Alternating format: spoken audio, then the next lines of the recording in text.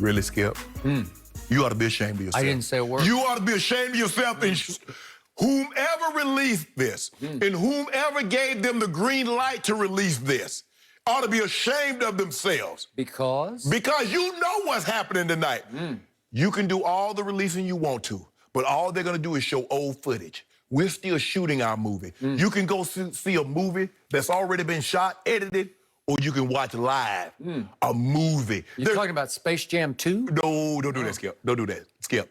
You can get an opportunity to be on the set and watch this movie that's going to be released. And you get an opportunity to say, Skip, you know, when they shot Glory back in the late 80s in Savannah, Georgia, Michael Broderick and Denzel, I saw it. Could have been an extra. No, I saw that. You could have been an extra? I could have been an extra. Well, why weren't you? No. That was my time, you know, acting wasn't my gig. I thought about it, but you know, I want a big, they wouldn't let me have no big part. If you'd been an extra in that movie, you probably would have gotten shot, right? Yeah, exactly. Skip, this is ridiculous. Skip, come on now. You can't stop progress. Progress must progress.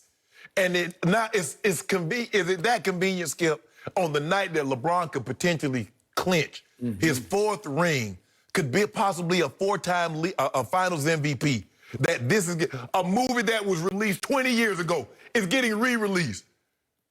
Really, Skip? Really? I can't believe you. And you okay with this? Oh, I love it. Don't worry about it. Ain't nobody going to see it. With the pandemic, ain't nobody going to sit in no movie theater to see a movie that they've already done saw.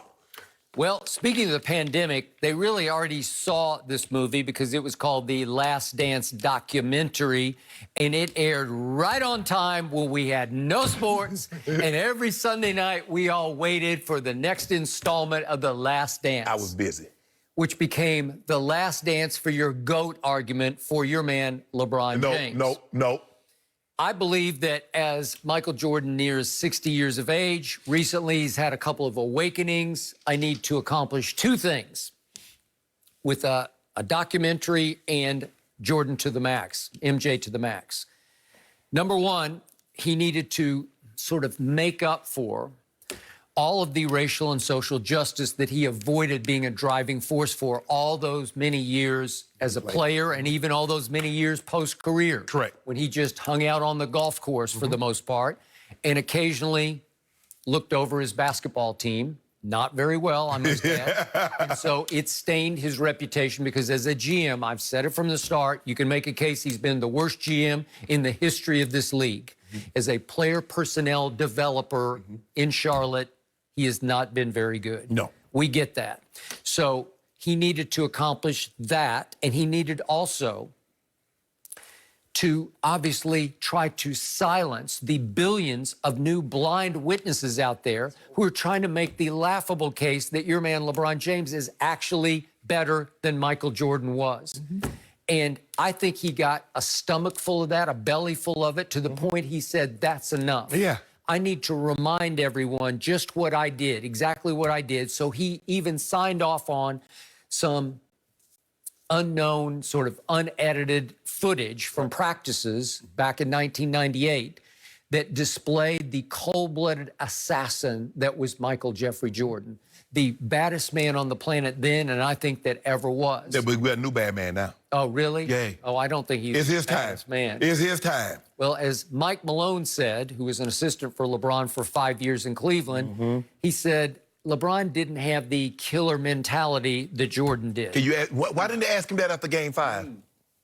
Well, he probably said the same thing because he believes the same thing because that wasn't about the Nuggets versus Yes, it was. LeBron. This is about Jordan. You've set the bar as high as you say he's better than Jordan. Yeah. And Mike Malone says, well, I was an assistant for 5 years. I saw him up close and personal. Yeah. I saw him fold against Orlando. I saw him fold against Boston. Skip, you keep saying he folded. He averaged 38, 8, and 8 over 6 games. That's not folding. Boy, he folded against Boston because his owner accused him of quitting. 27, 19, and 10, what he had in Game 6. He averaged Someone from 28. his inner circle leaked that he had to be sedated before games 4, 5, and 6 against Boston in 2010. Yeah, like somebody leaked us. He had the flu or he had food poisoning. Somebody that leaked it. Okay, they skipped it. We're not going to do this. But you know what he's trying to do. He's trying to stunt our progress. But we full steam ahead. Are you? We marching on. The Last Dance was your last dance. No, it ain't. In your GOAT argument. You know it, and I know 20 years from now, when we release our documentary, when and how I became the GOAT, we'll have 20, 30, 40 million views. So the release of Jordan to the Max is all about LeBron winning his cubic zirconium fourth ring. It is. It's right on time. It's perfectly positioned to say, wait a second, remember me? Yes, we do remember you. We got it. Yeah, Skip, we remember. Our mind is okay. We're not like somebody else who forgot that it was fourth down last night. Our mind is perfectly fine. But we also are capable of understanding there's a new guy in town. There's a new sheriff, Skip. And it's okay to be the 5th or 6th best sheriff Don't do that. in the history of the game. No, Skip, stop. See, there you go. Now you're going to talk about the 5th. We number 1. Which, Skip, and I keep telling you this, Skip, we're not done. There's nothing else Michael Jordan can do to add to his legacy in basketball. There's nothing. He can't get another ring. He can't get another MVP, another Defensive Player of the Year, another scoring title. Except he can unbrainwash the billions of blind witnesses who actually believe LeBron's better than Jordan. And they would say that, a lot of the kids would say that, and they don't even know what they're talking about until they watched The Last Dance and they were like, uh-oh. Hey, Skip, just imagine, Skip, it's over. Just imagine when we take 40 hours of footage and we only put LeBron great plays like they did in The Last Dance. Huh? They should have put those when he got swept by the Celtics twice. When he got beat by the Milwaukee Bucks, and all they had was Sidney Moncrief and Junior Bridgman and Big Bob Lanier. Why didn't they put that in there? Or when he had a 2-1 lead on the Bad Boy Pistons and they walked him down 4 straight. So when we see 3 straight. When we see the LeBron documentary, will it lead with his meltdown against Orlando, then against Boston, then against Dallas in the finals? No, we edited all that out like y'all did. Meltdown at the end of Game 6 against my Spurs, and then, wait a second, getting blown off the court by my Spurs in 2014 by a record finals margin?